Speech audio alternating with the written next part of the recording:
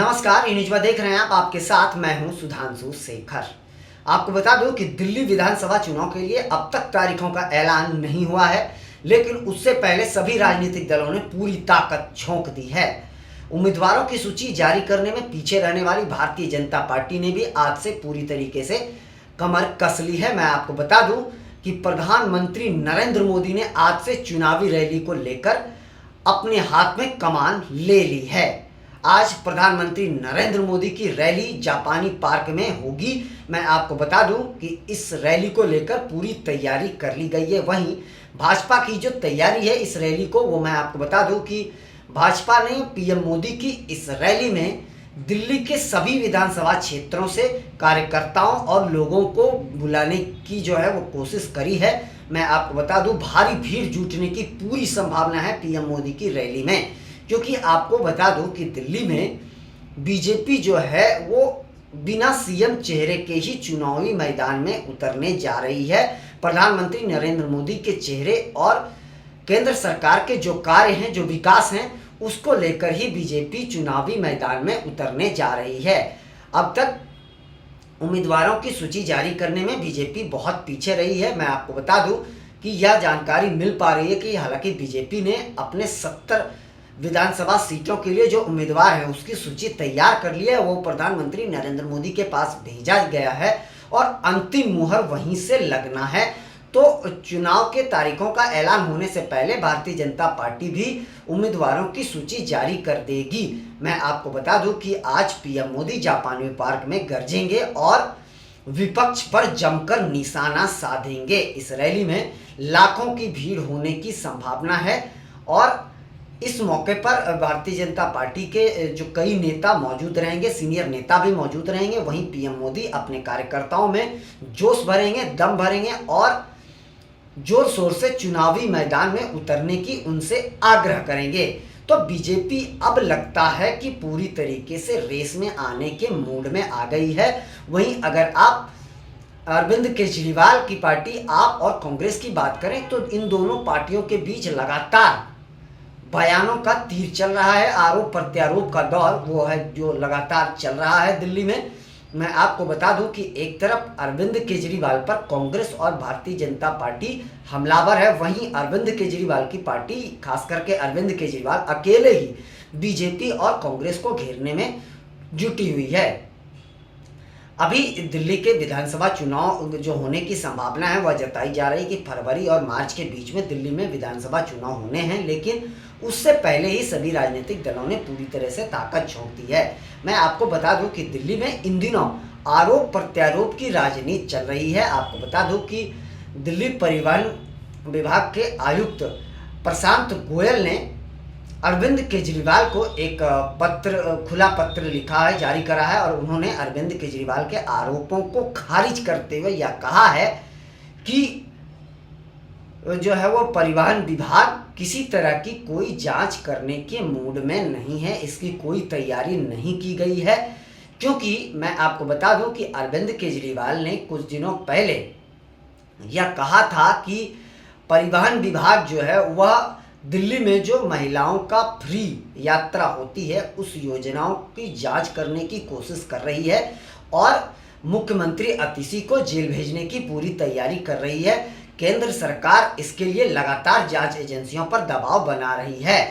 अरविंद केजरीवाल के इसी बात का जवाब जो है वह परिवहन आयुक्त ने दिया है। उन्होंने कहा है कि इस तरह की कोई बात नहीं है। उन्होंने यह कहा है कि अरविंद केजरीवाल का यह आरोप पूरी तरीके से गलत है। परिवहन विभाग इस मूड में अभी नहीं है। इस मामले को लेकर हमें कोई नोटिस नहीं भेजा गया है कि इस मामले की जांच कराई जाएगी।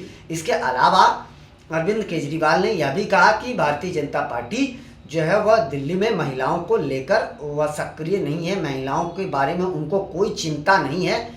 और साथ साथ उन्होंने यह भी कहा कि महिलाओं को लेकर जो योजनाएं चलाई जा रही है उस योजनाओं को भारतीय जनता पार्टी बंद करना चाह रही है, क्योंकि अरविंद केजरीवाल यानी आपको कमजोर करने की, आपको हराने की पूरी तैयारी की जा रही है भारतीय जनता पार्टी की ओर से।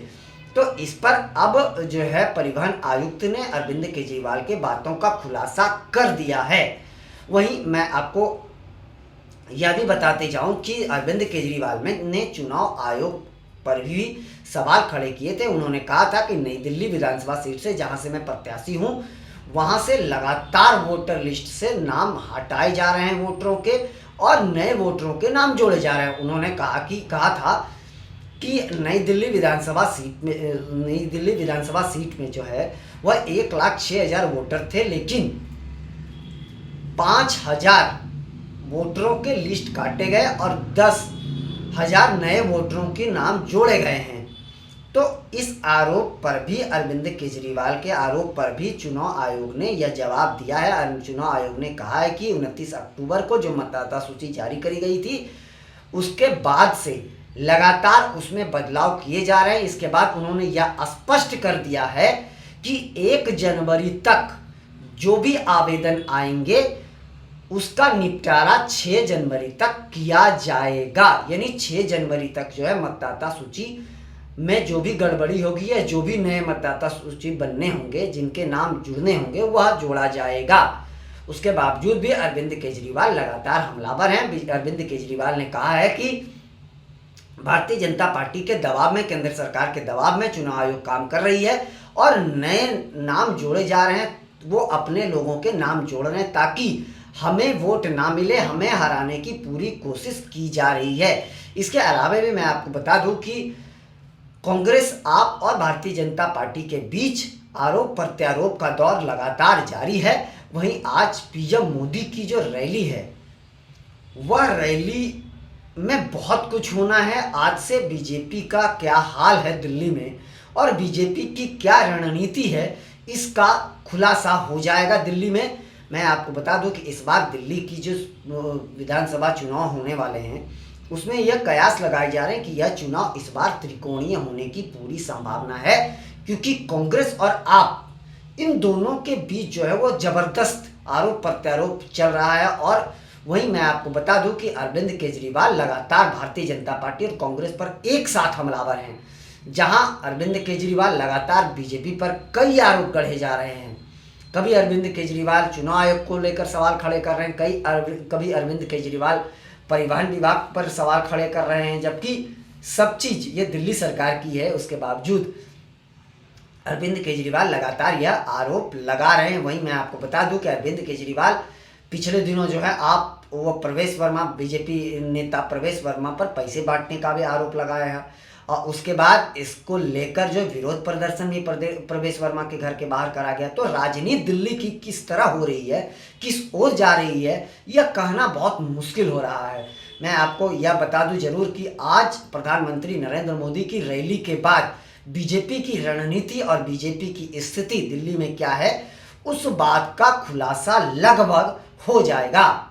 फिलहाल के लिए बस इतना ही। मुझे दीजिए इजाज़त। आप हमारे चैनल को लाइक, शेयर और सब्सक्राइब अवश्य कीजिए और अपना बहुत ज़्यादा ख्याल रखिए। और मैं आपको बता दूं, आज जो सबसे बड़ी खबर है, बिहार में बीपीएससी के जो अभ्यर्थी हैं, वह जो आंदोलन कर रहे थे, उन आंदोलनकारियों पर लाठीचार्ज हुई है, वाटर कैनन से प्रहार हुआ है। इसके अलावा मैं आपको बता दूं कि प्रशांत किशोर पर के खिलाफ जो है एफआईआर दर्ज कराई गई है। और इस मामले में राजनीति जोरों पर चल रही है। किसने क्या कहा और आंदोलनकारियों पर क्यों लाठियां चार्ज हुई और क्या पूरा मामला है, इसको लेकर हम 3:30 बजे आप सभी से रूबरू होंगे।